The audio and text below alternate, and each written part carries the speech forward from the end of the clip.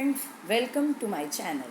In this video, I will explain you about formal and informal letters along with the difference between the two. I will also tell you the reason behind difference in format of both these letters, as I have seen many children trying to cram their formats, but after understanding the reason, it will get automatically memorized to you. Then we will discuss the format of these two letters and example of each letter at the end. So now let's first discuss the difference between formal and informal letter along with the reason. First, formal letter. The word formal is derived from the word formality. So they are for professional or business purpose, while the word informal means no formality, hence they are for personal communications.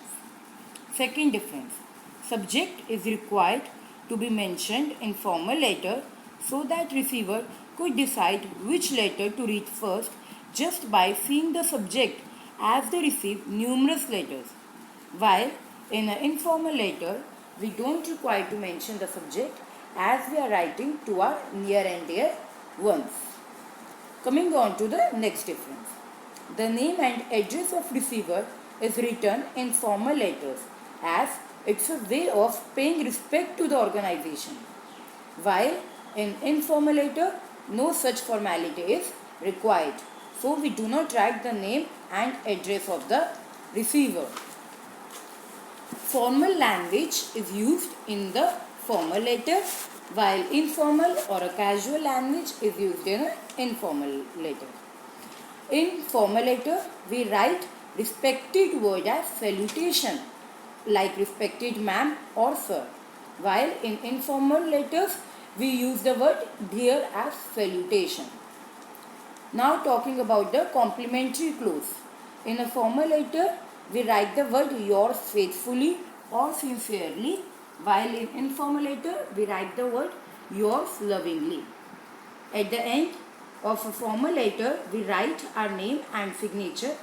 Designation can also be added if required.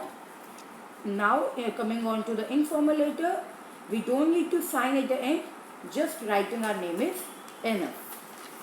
Now let's discuss the format of a formal letter. First of all, write the sender's details like their name and address. Then date 7th March 2020, date हमें इसी format में लिखनी होती है. Then receiver's details, name and address. As I have told you, in formal letter we write the address of both sender and receiver. Then salutation, we write respected sir or ma'am. Then subject, in which we write what our letter is about. Then the body of our letter, which contains the actual message to be delivered. At the end we write complimentary clause like thanking you, and then name, signature and designation. Now coming on to the format of a informal letter. As I have earlier told you that we don't need to write the receiver's address in an informal letter, so we just write the sender's details with their name and address, then date, and then salutation like dear Amit or whatever your informal letter is to, like your mother or your father or your friend. Then body of the letter, complimentary clause is yours lovingly or yours truly, then your name. Now coming on to the example of a formal letter.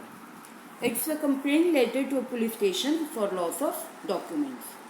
From Rakesh Gupta, 52A Gandhinagar, New Delhi. Then date, then to the SP Gandhinagar Police Station, New Delhi, receiver's address. Then subject, respected sir. Now see, I have directly started the letter. I am writing this letter to inform you that on 15th April my bag has been stolen outside Gandhinagar metro station when two men on a motorbike came and snatched it away.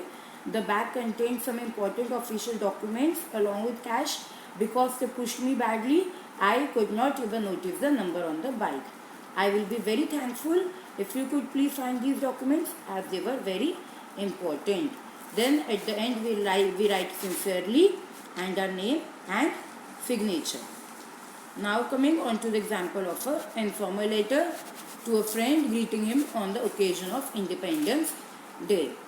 Satpura Hotel, Vidyanchal Block, Varanasi. Here we can see that I have directly mentioned the address of only the sender. Then date. Then dear Satish, hope this letter finds you in the best of your health and spirits. Always try to start your informal letter with this line, that hope this letter finds you in the best of your health and spirit. It's time to exchange greetings for our nation. We'll soon be celebrating Independence Day. May the internal and communal disturbances give way to religious tolerance, harmony and space. Since you are in a residential school, I suppose we will be celebrating it with a sense of patriotic discipline. Let's nourish the spirit of solidarity for now and all times to come. Yours lovingly, Surendra. Now I hope you all have very well understood the difference between a formal and an informal letter. Thank you everyone.